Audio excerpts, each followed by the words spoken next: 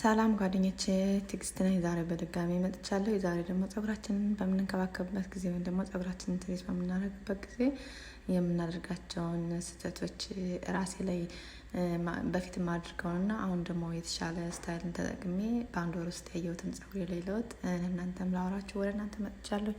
እናንተም እንደምትወዱት ምንም ጥርጥር የለውም። ምንድን ነው የማደርገው?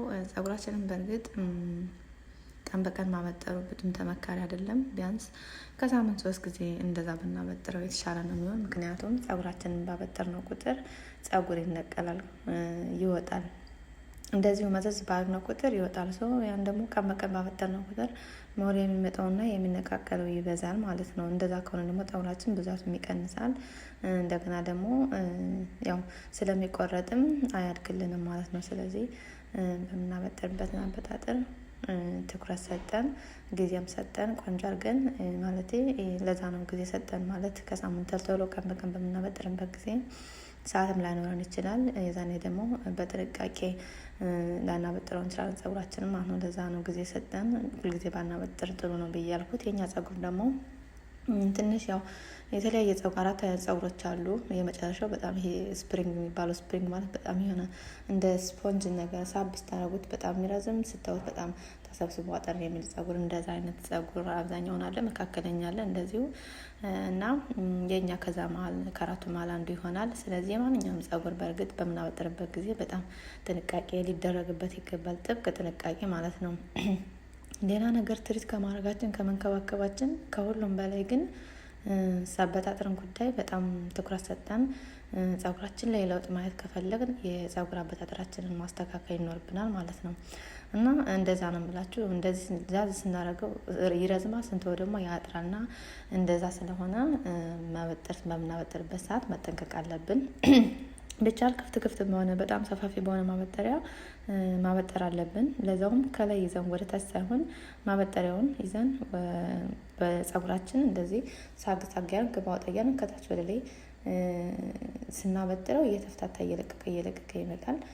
አንድ ጊዜ ከላይ ይዘን ወደ ላይ ስንለው ወይም ያዝ አድርገን ስንለው ያኔ ፀጉሩ ማበጠሪያችን ተሎ ስለተፍታታ እንጂ ፀጉራችን ስለመቆረጡ ላናስብ እንችላለን እና በዛ ላይ ጥንቃቄ ማድረግ አለብን። ያውን እንደነገርኳችሁ ፀጉር መዘዝ ሳደርገው ይኸው እንደዛ ይወጣልና ስለዚህ መዘዝ ስናደርገው እንደዚህ ሳብ ስናደርገው መውጣቱ ስለማይቀር ያው ተፈጥሯዊ ነው መነቃቀል ጉዳይ። ግን ሞር ደግሞ እንደዚሁ በማበጠሪያና በፍጥነት በምናበጥርበት ሰዓት የመነቃቀልና የመሳሳቱ ብዛት በጣም ይጨምራል ለማለት ፈልጌ ነው። ሌላኛው ምንድነው? ፀጉራችን በምታጠብበት ጊዜ ውሃውን መጠነኛ ብናደርገው አሪፍ ነው። ማለት ኃይሉን ፀጉራችን ጭንቅላታችን ላይ በምናፈስበት ጊዜ የውሃውን ፓወር መጥነን መታጠብ አለብን። ምክንያቱም ፀጉራችን ውሃ ሲነካው ይረዝማል። እንደምታዩት አጠር ሰብሰብ ብሎ የነበረው ውሃ ሲነካው ይረዝማል፣ ይለጠጣል ማለት ነው። ሰው በሚለጠጥበት ጊዜ ስናበጥረውና የውሃውን አቅም ሁለቱንም ስለማይቋቋም ለዛ ነው ፀጉራችንን ባበጠር ነው በተጣጠብነው ጊዜ ብዙ ፀጉር የሚወጣው ማለት ነው። አይታችሁ ከሆነ ስንታጠብ ሞር ከሌላ ሁል ጊዜ ከምናበጠርበት ቀን የዛን ቀን ብዙ ፀጉር ይወጣል። ምክንያቱም ለዛ ነው ማለት ነው። ስለዚህ የምንታጠብበትን የውሃ መጠን መቀነስ አለብን ማለት ነው። ሌላ ምንድነው? ፀጉራችንን በምንተኛበት ጊዜ ብንሰራው የተሻለ ነው። ምክንያቱም በምንንቀሳቀስበት ጊዜ በምንገላበጥበት ጊዜ ፀጉራችን ይያያዛል። ሰው በሚያይበት ጊዜ ደግሞ በጠዋቱ ወይም በምንፈልግበት ሰዓት ለማበጠር ስለሚያዝ ያኔ የመቆረጥ እድሉ ይጨምራል ማለት ነው። ስለዚህ ሻሽ ማሰር እኔ አልወድም። ሻሽ ማሰር ብዙም አይደለም አይመከርም። ያኔ ብዙም አይደለም ያኔ ብታስሩ ችግር የለውም። ግን ቢሆንም እንደዛ ከማድረግ ፀጉራችን ለ2 ለ3 እንደመስራት እንደመፍተል ብለን ነው ብናደር ሞር በጣም ነው የሚያምረው። ጠዋት ላይ ስትሉት ራሱ በጣም ነው ደስ የሚለው። ይሄን ስትፈቱት ወይም ደግሞ በምታወጡበት ጥሩ የሆነ እይታ ምናምን ጤናማ የተጠበቀ አይነት ፀጉር ለእይታ ደስ ይላል፣ አይያዝም። በዛ ላይ ብዙ በጣም ትልቅ እንትን አለው ጥቅም አለው ማለት ነው። ሌላ ምንድነው? ፀጉራችንን ከታጠብን በኋላ ቲሸርት ነገር ማድረግ ትችላላችሁ።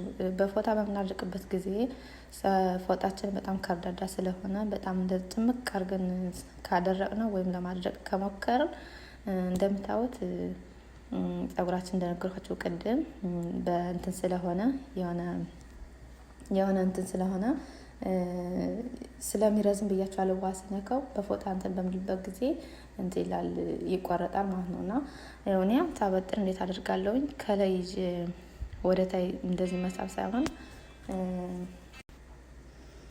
ያው እኔ ታርጋለሁ። ቢያንስ እንደዛ አይነት ማበጠሪያ አለኝ። የተለያየ ማበጠሪያ ግን ለመጀመሪያ ለማያያዝ ወይም ለማፍታታት የተያያዘው እንደዛ አይነት ማበጠሪያ ይቀለኛል።